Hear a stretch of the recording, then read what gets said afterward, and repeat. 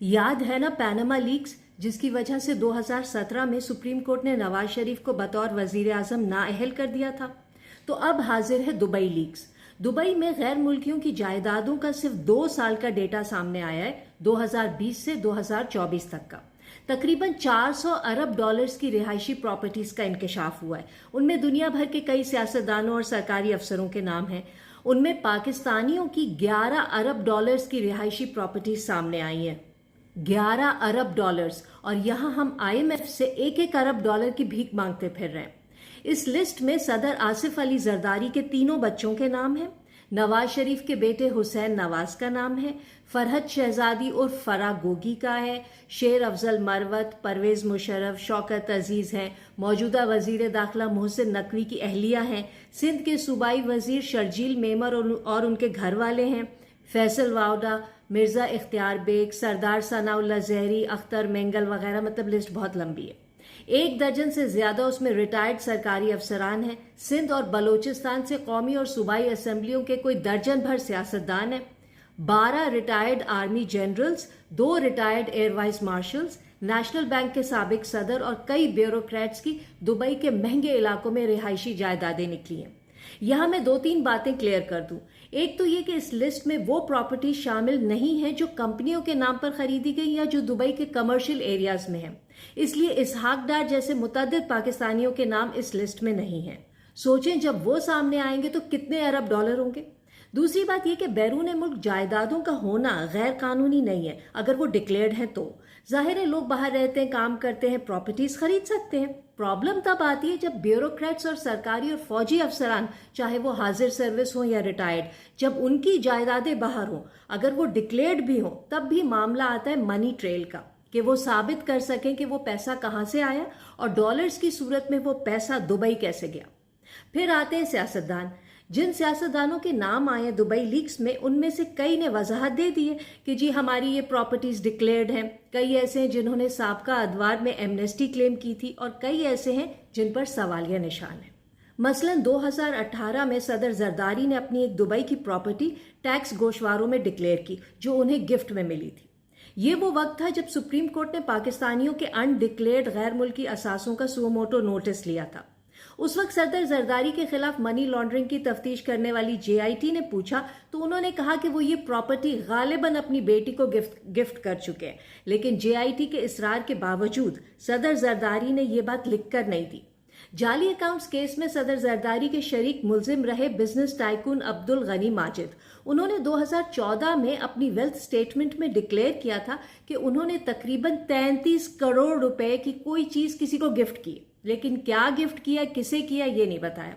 वो तो JIT ने उनकी वालदा के घर से एक मेमो रिकवर किया तो पता चला कि 2014 में दुबई में एक पेंट हाउस खरीदा गया था और अब दुबई लीक्स में इंकशाफ हुआ है कि अब्दुल गनी माजिद ने वो पेंट हाउस सदर जरदारी को गिफ्ट किया, जिसे जरदारी ने अपनी बेटी बख्तावर को गिफ्ट कर दिया।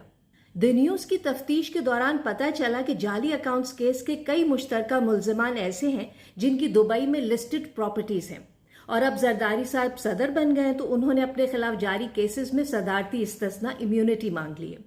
इसीलिए जैसे ही दुबई लीक्स की खबर आई, पीपल्स पार्टी की मशीनरी एक्टिव हो गई। बिलावल और आसफा की दुबई जायदादों की सफाइयां देना शुरू कर दी कि जी ये उन्हें बेनजीर भुट्टो की तरफ से विरासत में मिली है। लेकिन ये भी तो देखना चाहिए कि विरासत में दी गई जायदादों के लिए पैसा कहां से आया, क्योंकि बेनजीर भुट्टो और जरदारी के खिलाफ स्विस बैंक अकाउंट्स केसेस कोई बहुत पुरानी बात नहीं है।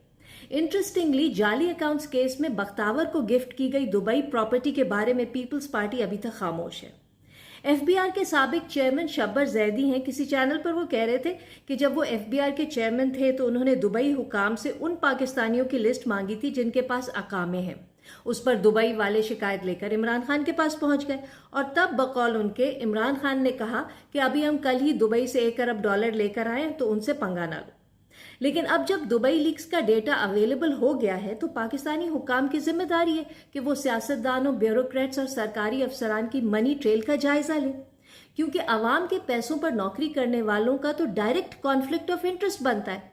और फर्ज करें, मान लें कि सबकी मनी ट्रेल साबित हो जाती है, तब भी एक बहुत बड़ा इखलाकी मसला है। पाकिस्तान जिस माशी बहरान से गुजर रहा है, दुबई जैसे मुल्कों से कह रहा है कि हमारे यहाँ सरमायाकारी करो, لیکن ہمارے اپنے ہی سرکاری افسران اور سیاستدان اپنا سرمایہ ملک سے باہر رکھ رہے ہیں، ایک طرح سے پاکستان سے باہر سرمایہ کاری کر رہے ہیں کہ جیسے انہیں پاکستان کے مستقبل پر اعتماد ہی نہ ہو۔ عام شہریوں سے کہا جاتا ہے کہ معیشت خراب ہے، ملک کے لیے قربانی دو، تو پھر سیاستدانوں اور سرکاری افسران کو بھی قربانی دینی چاہیے۔ ان پر یہ پابندی ہونی چاہیے کہ وہ بیرون ملک جائیدادیں نہیں رکھ سکتے، کیونکہ جب تک ان کے پاس پلان بی رہے گا کہ حالات خراب ہوئے تو باہر بھاگ گئے، تب تک وہ پاکستان کی حالت بہتر بنانے میں دلچسپی نہیں لیں گے کہ یہ سونے کا انڈا دینے والی مرغی ہے، یہاں سے کماؤ اور باہر چلے جاؤ۔ یہ سلسلہ بند ہونا چاہیے، اور جو ریٹائرمنٹ کے بعد کسی اور ملک میں پراپرٹی خریدے اس کی پینشن بند ہونی چاہیے۔ پھر بہت سے لوگوں نے یہ وضاحت دی کہ یہ دبئی کی پراپرٹی ہمارے والدین نے ہمیں گفٹ کی، ہمارے بچوں نے گفٹ کی، یا کسی انجانے شخص نے گفٹ کر دی، مطلب پراپرٹی نہ ہوئی، کپڑا جوتا ہو گیا، آتے جاتے گفٹ کیا جا رہا ہے۔ وراثت اور گفٹ کے پیچھے چھپنے والوں کو بھی چیک کرنے کی ضرورت ہے۔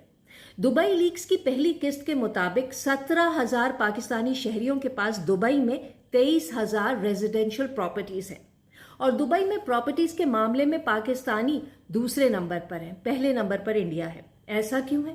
کیونکہ دبئی میں کسی غیر ملکی سے سوال نہیں کیا جاتا کہ وہ انویسٹمنٹ کے لیے پیسہ کیسے اور کن ذرائع سے لا رہا ہے۔ دبئی میں پراپرٹی خریدنا اور پیسے لانا سوئٹزرلینڈ سے بھی آسان ہے۔ جس طرح لوگ اپنا غیر قانونی پیسہ لندن میں رکھتے رہے ہیں، اب وہ دبئی میں رکھ رہے ہیں۔ عام شہریوں اور بزنس مین سے نہیں، لیکن سرکاری افسران اور سیاست دانوں کو قانوناً فورس کیا جانا چاہیے کہ وہ اپنی بیرون ملک جائیدادیں بیچیں اور ڈالر ملک میں واپس لے کر آئیں، ورنہ جہاں زمین خریدی وہیں جا کر رہیں اور ہماری جان چھوڑیں۔